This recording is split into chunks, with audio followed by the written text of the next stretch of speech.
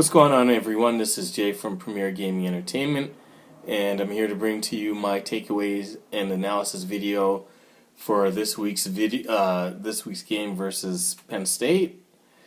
Let me just get into it. You know, I was going to make my video when the game went final. I was still at work. I watched the game at work, streamed it, and what I normally do is make the video right away, right after the game goes final, regardless of where I am. This time around, I just couldn't do it. It didn't even feel the necessity to do it. I didn't feel the rush to do it. So I waited till I got home to make this video. So, I'm just gonna get into it.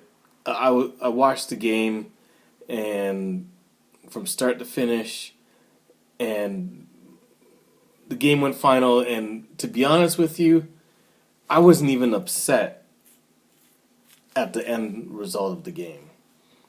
I mean, we lost to a team that hadn't won all year. Now, in defense of Penn State, except for maybe one game or two games, even though they were winless, they were close in getting those victories. They lost close games. So, 0-5, even though it looks awful, they were a very close 0-5. It's not like they were 0-5 and they lost every game by 30 points or 40 points. They lost some nail-biters, overtime games in the last possession. So, they were better than an 0-5 record, to be honest with you.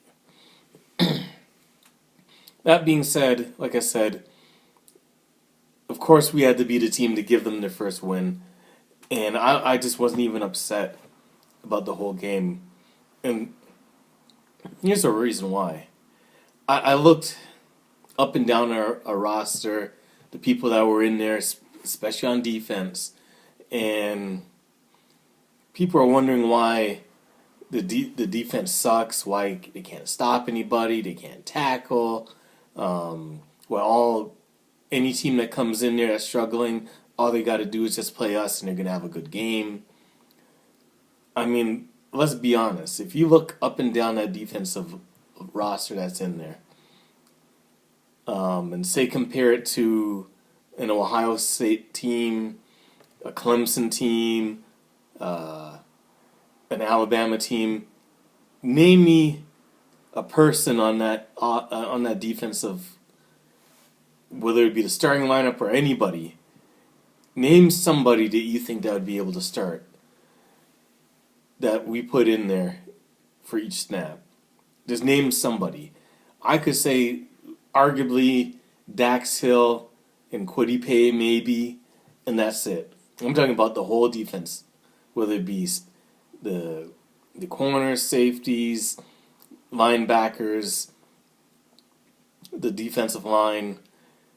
I mean, who is it in there that you could say is just an elite talent that I could say that would start on Ohio State?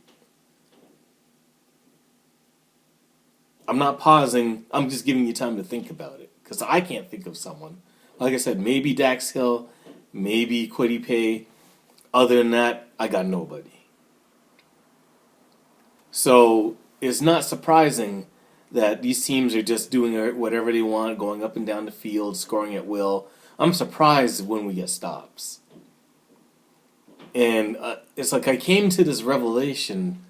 I mean, I kind of already knew, but I really came to the revelation when it was, I think, the score was 20-17. Michigan had drove the ball down the field. They scored another touchdown, pulled within 3 points. I'm thinking to myself, if we can just stop these guys, get the ball back, maybe we have a chance to take the lead. Maybe we hold on to the lead. I don't know. But they just moved right down the field. And then it was a key third down, and I don't know, it was 3rd and 3 or 3rd and 7, something like that. I'm thinking to myself, if we just get this stop, then we force them to kick a field goal, and it's 23-17. We're still within one score. If we just drive the ball down the field and get a touchdown. We take the lead, whatever. I remember they get the first down, and when I see the matchup, it was Dotson, and he beat his 1-on-1 matchup with Reynolds. And I'm like, who the hell is Reynolds? So Reynolds, from what I heard, he's a walk-on. And I think I mentioned this in the previous video, that he's a walk-on. Our middle linebacker, replacing Cam McGrone, is a walk-on as well. And I'm thinking to myself, wow, we needed a stop. And when we needed to stop the most, when we had a chance to maybe, have a chance to win this game, we had to rely on a walk-on to stop one of their best wide receivers. That is pathetic. But that's why we're struggling.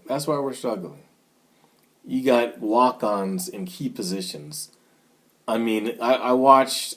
They said in the video, not in the video, in the game for the telecast, how Shipley, all he does is go out there and tackle and blah, blah, blah. Man, that guy is out of position all the time.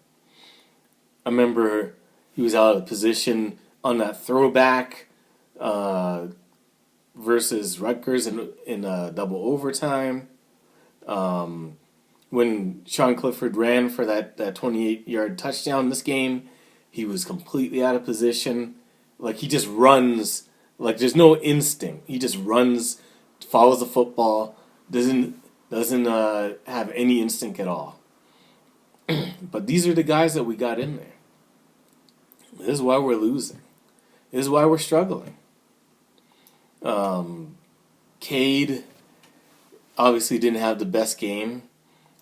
I mean, I blame a lot of that, obviously, on him getting injured his shoulder. And the only reason Cade is out there and had to come back in the game is because we don't have another option. They say Joe is injured. I don't know about all that. Joe came in after Cade went out, and this is how much confidence that the offensive coordinator and Harbaugh had in Joe. First possession that Joe was out there, they just ran the football. Didn't even allow him to pass the ball. Second one, he goes out there, makes one nice throw, and then he had two other throws. One looked like it was going to be a pick six. The ball just sailed. I was holding my breath. I thought it was going to be a pick six. And then he had another one where he just threw it right in the dirt. He only threw the ball 3 times. 1 for 3. They didn't have any confidence in him throwing the football at all. And it's like he just completely lost whatever confidence he had. I mean, from playing Minnesota, that's all out the window. He's lost all confidence, and I think the team as a whole has lost confidence in him, and it shows. I mean, once Cade went out there, it's like it just took the air out of the balloon, and whatever confidence that this team had, which was not a lot, it just went out the window. So I don't know what happens from now going forward, especially if Cade is injured and he can't go for the rest of the year. It's going to be real ugly. I mean, real ugly. Because it's like, who's going to be left? Are you going to trust Joe? Joe looks lost out there. Is it going to be Dan Villari? I mean, I don't know. Who is going to be the quarterback if Cade can't go? And it's hilarious that I'm saying this, as Cade was supposed to be our backup. So the rest of this year is going to be ugly. I don't know how we're going to fare versus Maryland. I'm disgusted that I'm actually saying that. I mean, when you think about it, Maryland and Rutgers are two teams that we were licking our chops to play so we could work on things and improve. Now I don't even know if we're going to beat Maryland. And I can only dread the last game versus Ohio State. I'm almost hoping that, and I don't want to wish anything on anybody, but I almost hope that between us and them we get COVID and the game gets canceled, because if we play them outright legit, they might put up 100. Now, before I was kind of just saying that just to say it. I really mean it this time. I mean, look how Penn State was able to move the football on us, and they're not even that great of an offense. I mean, it was okay. Clifford was all right, but not great. But look how they were able to run the football on us, pass the football on us when they needed to. Clifford just killed us, just scrambling, or even some design quarterback runs. Can you just imagine you swap out Clifford and you put in Justin Fields? Can you imagine you swap out Parker Washington and Dotson with Chris Olave and Garrett Wilson? It is going to be ugly. Just plain ugly.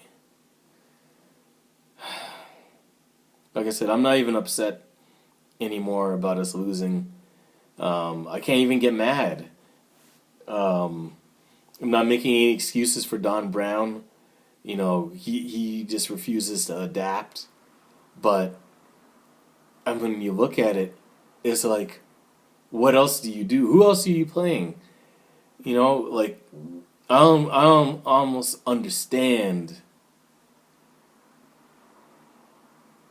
I understand why we're doing the way we're doing. I mean, look who's out there. So, like I said, I'm not even disappointed anymore. It's almost come to be expected. Once Cade got hurt, I knew we were in deep trouble. I knew we had our chances of winning were, slim to none. When he came back, I was excited that here we are having to put back in a guy that's obviously injured. But I was happy to see him back there. I thought it was going to give us a chance to win, and it did. But let's face it. I mean, he was out there looking like his arm was going to fall off. And eventually they had to pull him out of there. And once Joe came in there again, I was like, we're toast. So I don't know what to say. I'm gonna make a video, probably Tuesday, Monday or Tuesday. I'm trying to make 3 videos a week, so I'm gonna make one in regards just a general topic about Michigan football. It's gonna be probably about recruiting again. I know a whole lot of people are gonna be, titling their videos for this week, Fire Harbaugh. And I understand your frustration. I do too. But I do understand that it's not as simple as just being emotional and feeling that this is the best option. It's not as simple as that, because if it were, they would have did this already. So we just have to see how things play out, and just kind of go from there. So I'm not even going to rate the offense or defense. I don't even see a point of it. It's just all inconclusive at this point. We just played poorly. Penn State just wanted it more than we did, and our lack of talent is just glaring, especially on the defensive end.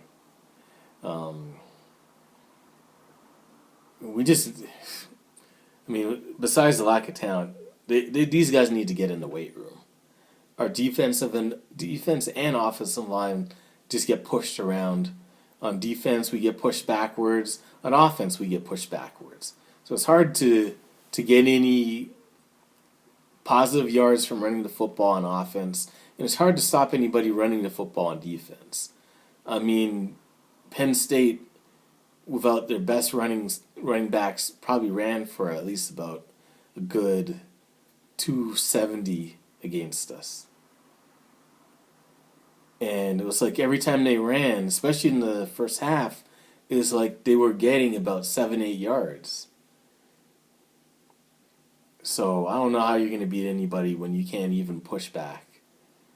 Um, it's an impossibility.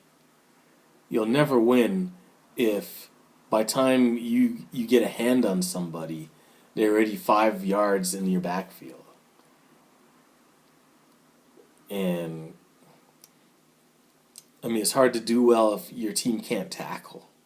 I saw so many broken tackles or missed tackles. It was just ridiculous. How are you going to win if you can't tackle? How are you going to win if your line gets pushed backwards 2 or 3 yards every single play? How are you going to win if you can get little to no pressure on the quarterback? It's just impossible. But anyways, that's it for the video. Thank you for watching. If you liked the video, definitely feel free to leave a like on the video. Let me know how you feel in the comment section below about our game today. Do you think that we've hit an ultimate low? Do you think it'll get lower than this? Let me know how you feel in the comment section below. And definitely, if you like my content, definitely subscribe to the channel. We continue to grow. I appreciate everybody who is subscribed and anyone who subscribes in the future. I really appreciate it. It's definitely helping out. And thank you, everyone, for doing that. Anyways, thank you for watching the video. And as always, go blue.